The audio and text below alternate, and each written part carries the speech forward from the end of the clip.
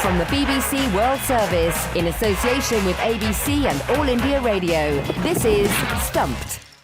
Hello and welcome to Stumped, your intercontinental hit of news, features and debate from the quirky world of cricket.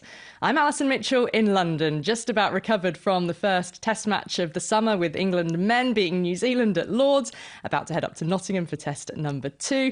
In between times, a little bit of drama on the motorway, on my way to pick up my 8-year-old niece from school, and I had a tyre blowout on the motorway. Thank you to the rescue teams who came out, and I didn't have to wait long, sandwiched between the slip road and the hard shoulder, but I really don't recommend it. It was a little bit dramatic, but it could have been a lot worse. Glad you're okay, Ali. Yes, Brett Sprigg for the ABC in Sydney, pondering the question, if a bilateral T20 series happens in Sri Lanka at the same time as one of Australia's biggest domestic football events, does it make a sound? Well, in terms of mainstream news interest down under, not exactly. The Aussie men winning that series is just one little step on the road to their World Cup defence later in the year. But given Sri Lanka are ranked 9th in that format, I don't think we'll get too far ahead of ourselves. Well, I don't know. I think Sri Lanka are pretty tough at home, despite all the problems that they're currently going through. And I hope that Australia do last the tour. Ali, I'm glad it wasn't worse, because these tyre blowouts can sometimes be terrible. I'm Charu Sharma for All India Radio. I'm in Rajkot once again, baking in the local heat. And of course, we're in the final stages of the Saurashtra Premier League. I know it sounds like a small one after the IPL, but this is season 2. And by the way, in case you don't know, there are some big shot cricketers from this part of the country. For instance, Ravindra Jadeja, one of the biggest stars here. Cheteshwar Pujara, who of course did a lot of damage in the county cricket stint that he just played. But of course, all the attention now on the T20 series against South Africa. And by the way, one of the big guns, the Queen, retires from Indian cricket. Well, we'll absolutely talk about Mithali Raj later in the programme. But you mentioned white ball cricket, Charu, and that's where we're going to start by asking the question as to whether white ball cricket is the future of the game. That's because in a wide-ranging interview in the last week with the BBC's Test Match Special, the chair of the International Cricket Council, Greg Barclay, has cast doubts over the direction of Test cricket for women in particular, saying the traditional format will not, quote, be part of the landscape moving forward to any real extent. Now, Barclay says, quote, if you look strategically at the way cricket is going, there is no doubt that white ball cricket is the way of the future. Now, Barclay was elected in 2020 after being a director of New Zealand cricket for the previous 8 years. He also warned in the same interview that there could be a reduction in the volume of men's Test cricket in the near future. But what of the future then of the women's game, the women's Test game in particular? Will it survive? Well, Australia World Cup winner Jess Jonassen reacted on Twitter saying, well, it won't, without genuine support from the top. Disappointing to see these comments. The hunger and drive is there from multiple countries, regardless of some significant hurdles that need to be overcome by some. She goes on to say it should never be solely about money. Well, never mind surviving. I mean, women's Test cricket has actually had something of a revival in the last couple of years. If you think Australia, England and India have all played these one-off tests as part of multi-format points series, and that was a concept that was first brought in for the Women's Ashes. A number of those matches, most of them have been televised, and they've provided some cracking viewing as well. Tight, intriguing contests, even though they've all ended in draws over the course of the scheduled 4 days. But Brett, since 2017, I've mentioned Australia, England and India, but South Africa are facing England later this month. That'll be their first test since 2014. The women want to play and they want to test themselves in the ultimate format, don't they? Absolutely. And it's not nice to see a sort of indifference about the future of women's Test cricket when there are so many, including the players, that are so passionate about it. It's noting, of course, that there are still no red ball pathways for players in places like Australia and England who do play women's Test cricket occasionally. And look, the counterpoint to this, I actually enjoy the fact that these Test matches are played by players that are established white ball cricketers. For example, I was commentating in Canberra the Ashes Test. England are, I think, 5 or 6 down, needing a runner ball to stage a successful run chase. And I thought, well, thank goodness it's Nat Siver going out to bat, because we know she can tonk the ball around a bit. If we had a Test specialist out there in that scenario, I'm not sure we would have got the same sort of finish, which really encouraged the appetite for more Test cricket. So it's a strange balancing act. I like that Test matches are still a novelty on the calendar, and I would also be mindful of making some of those nations like the so-called Big Three too strong, while other nations get left behind. If they say that Test cricket isn't a priority in lieu of helping other developing nations simply get up to speed in the other formats, then to some degree I understand, but it would be nice if they can find a way to do both, of course. Yeah, I mean, Charu, as Brett has said, no red ball cricket is played anywhere in the world in the women's game. It is all about the white ball game to develop cricket. But then ultimately, if players want to have aspirations, then is too much emphasis being put on revenues as to whether, test and money-making ventures rather than actually what the cricketers want and, not quashing aspiration and ambition?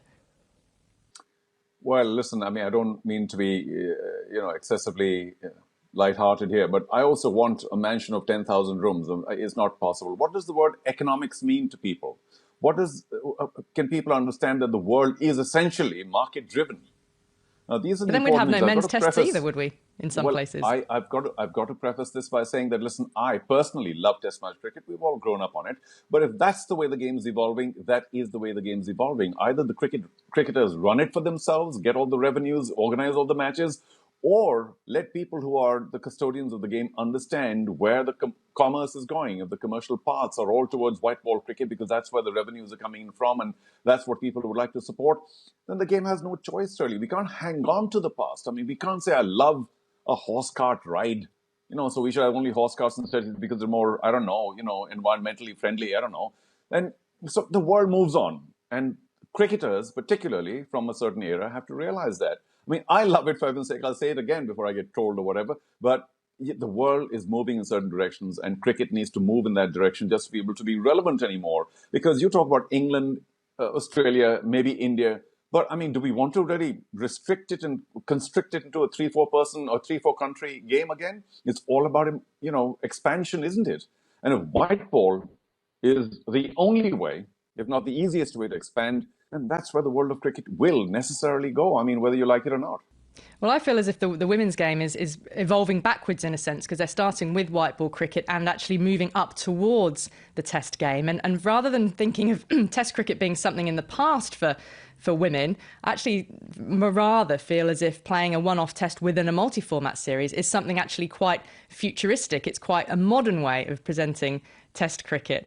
Well, let's turn to the men's game and a test match that did excite and enthrall by the end, particularly for England fans. Ben Stokes won his first ever match as England test captain with a long-awaited victory over New Zealand at Lord's, but it was his predecessor who stole the plaudits. Not only did Joe Root hit a match-winning 115 not out against the world champions, he also entered the 10,000 runs club. It doesn't get much more special than that, does it? A century at the home of cricket to give your side a much-needed win and join that exclusive club of just 14 batters to have reached the milestone of 10,000 test runs. Root's got 10,015 test runs at the moment. Sachin finished with 15,921. Do you think Root could catch him? Yes, why not? Because, he's a batsman, he's not bowling, he's in good shape. And if he continues to score through a purple patch as he's been enjoying for the past, 12 months or a little more, he'll just take another 5 years or less, 4 years to get there because he's scored so many. Of course, it's a big ask. And this whole business about captaincy or not, I wonder what the relevance is because even when he was captain, he was scoring prolifically. So maybe it's not, there's no monkey off his back or nothing. That such a moment you talk about, of course, was an iconic moment because of what happened just a shade before and all the words but I wonder if Sachin really remembers that because he's created so many records and so many moments in his long career. But, how much hunger does Root have? Now, without the captaincy, has it improved his mindset to the point where he said, well, I'm scoring freely. I'm happy to play for as long as possible for England, as long as I'm selected. The 15,000 run mark is there and it's not too far off. I mean, it might have taken a long time to get here, but if he's in good shape, why not? It sounds like basic sports psychology, but history is on Joe Root's side. If he is no longer captain, he can expect a fruitful period of his career. You mentioned Sachin Tendulkar. There's another Indian example in Sourav Ganguly, averaged a full 7 or 8 runs more after he handed back the captaincy. David Gower and Nasser Hussain are other English examples. I did prepare these earlier. And Stephen Fleming in New Zealand was another. He's only 31, as Charu said, and still looks like he's about 19. So he could have a further 5, 6, 7 years left of being this world-class quality test player. Now, here on Stumped and across the cricketing world, we're saying goodbye to the all-time leading run scorer in women's one-day internationals. Legendary Indian batter Mithali Raj, and former captain, of course, now, has announced her retirement from international cricket at the age of 39, having made her debut at just 16. She retires as the all-time leading run scorer with 7,805 runs. I first saw her, I remember, at the 2005 World Cup in South Africa, and she's just become an iconic player since then. I remember the blue wide-brimmed sun hat, the extra cover drives. They're going to be missed from the game, certainly. Charu, just give us an indication of Mithali Raj's impact in India. Of course, she's turned out to be one of the biggest heroes, without doubt. I mean, there'll be other names as well, but Snell makes a good point about not enough media in the early part of her career. That's when some of the big milestones were achieved by Mithali. But, she's stuck on, and we often trained at the same place in Bangalore when she's there, so I've kind of seen how hard she continues to work even now, last year or so. It's just that the ultimate high, sadly, has not been achieved during her time. And I wonder if that is responsible for a decision of saying, well, I'm going to call it a day. Because had India won a World Cup, either with her as a captain or, of course, as a playing member, or even some other major title, she might have felt much better about retiring. I'm sure there's all sorts of unrequited goals as far as she's concerned. But her longevity is very Tendulkar-esque, if we can call it that, almost 23 years or a little more. And through all of it, she's been a team person. She's been quiet. She's been exemplary, and is definitely the reason why many more youngsters are taking to cricket in India. I'm sure that her white ball prowess is something that she may have perhaps worked a little more at, because I'm sure she was waiting for red ball cricket all these years to showcase her true mettle. But she's had to do it in white ball cricket, which may or may not have been her true calling. So that was a bit of a disconnect, because in white ball cricket, very often, even in the women's game, it's all about the strike rate, isn't it? And although she held the side together innumerable times, she was unable to lead them to the big wins, maybe because the runs didn't come quickly enough. But a true general of women's cricket in India, and I hope she has inspired many other generals to come around. Well, finally, on Stumped, the International Cricket Council gives out awards every year to nations that promote the development of cricket. Awards range from Best Female Cricket Initiative and Best Digital Fan Engagement Programme to the best performances of the year in both the men's and women's game amongst associate nations. Each award has regional winners before then a global winner is selected.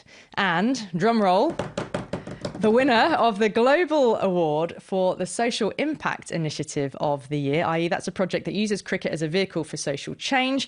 The winner is Nigeria. And here to tell us about it is the president of the Nigerian Cricket Federation, Uyi Akpata. Uyi, welcome to Stumped and congratulations on winning this award. Just tell us what the project involves. Thank you very much. Really glad to be here. I guess you may say this project came about as a mix of deliberate planning and maybe accidental. The Nigerian Cricket Federation, when we came on board about 4 years ago, the new board, we set about a project of reaching out to about 250,000 new kids every year as part of our Niger Kids initiative. So what we had to do was to get where we get the critical mass. So we had to head to schools and the rest of it. But luckily, we stumbled on the fact that a school within an IDP camp in one particular location, whilst we went to the school, we found out that we could get the attention of about 2,000 or more students next day watching while we were just training those in the school. So we now went into that camp. So it was sort of accidental, but we saw that actually the students or the children in that camp were actually showing a lot more attention. And we decided to start a template in the Benin camp, one of the subnationals in Nigeria. And that's what came about, the interest and enthusiasm of the kids, aligned with our strategic objective of meeting different kids, was sort of like kickstarted that project. And 3 years down the line, we are making significant impact, as it were. Now, we all know that football is the big one in Nigeria, and you've done very well. Enjoyed watching the Super Eagles all these years. But where's cricket headed? Is it sort of on the upswing? Is it improving in popularity? Yes, it's on the upswing. But again, if you're moving from 1 to 2, it's easy to get to 200%. So we increase rather than move from, say, maybe 9 to 20 or thereabout. But yes, that's the answer to it, because as I said, our objective is to reach out to 250,000 people each year. But midway, COVID and of course the impact have prevented us from doing it. But we already even have aggressive targets. We are waiting to see the outcome for this year. But you will see that we actually see we can double that number in 1 or 2 years. So for instance, if we look at it, the number of schools actively playing cricket today, it's more than 4 times that it was like 20 years ago when we thought cricket was active. So every year we're rolling out and adding like about 30 schools and reaching numbers there. So a little bit of work to be done in terms of fans engagement. So you can see why I was really excited joining this program. So hopefully some of your 10 million to 20 million listeners can join us in all of this. But we're getting there. As I said, we have sustained partnerships with press, government, and more importantly, ICC for us to achieve that. Because of your athleticism, I have no doubt that Africa has massive potential. But are the footballers supporting you, endorsing the game as well? Because I do know that perhaps Wilfred Ndidi or Alex Iwobi have been watching some of the county cricket games in England. Is there growing interest among the footballers as well? Some endorsement? Yes, actually, that's true. We want that to really happen. But I'll tell you a story, because sometimes you need to have a right balance. About 3 years ago, we had the ICC Trophy Tour in Nigeria. So there were a lot of people coming with pictures of trophy, coming to take pictures with the trophy. Luckily, I had a friend who had close contacts with JJ Okocha. So JJ Okocha came in and joined us for the trophy tour. But at the end of the day, we weren't really sure whether people wanted to take pictures with the trophy or with JJ Okocha. So there was that sort of mismatch. But on a serious note, yes, football is the popular one. So as part of our overall alignment, we're thinking about relationships we'll have with footballers, such as JJ. We got him for free, by the way, that's basic. And also musicians and artists, they are actually very popular here. So some of our programs and initiatives will involve them. It's part of our strategic imperatives. It's great to hear, and good luck with the expansion of the project. Congratulations on the award, and thank you so much for joining us on Stumped. Thank you very much. Thanks, all the best. Well, that's all we've got time for on this week's Stumped here on All India Radio. So my thanks to Chari Sharma and to Brett Sprigg, and of course to you all for listening. You can follow us throughout the week on Twitter. We're at BBCWS Sport. Use the hashtag BBC Stumped, and watch us on YouTube as well. Just search for the BBC World Service's YouTube channel. But until then, we'll see you next week. Bye for now. From the BBC World Service, in association with ABC and All India Radio, this is Stumped.